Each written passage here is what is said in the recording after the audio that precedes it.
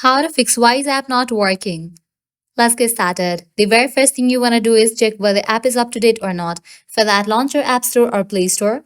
Now at the top, you're going to see the search box. Over there, type in the app name Wise and search for it. After app appears, at the right corner of it, you're going to find the option of Open or Update. If you find the option of Update over here, just click on it and update the app to its latest version. Once completion of update process, you can launch the app and check whether your problem has been solved or not. Heading towards next solution, close this, launch your settings. Now scroll down, navigate to the option of General, head over to the option of iPhone Storage. Now here you're going to find different apps that are installed in a device. Head over to the app Wise. Once you find it, open it. Then click on Offload app. Click on Offload app. Offloading app clears cache for the app. Now click on Reinstall app.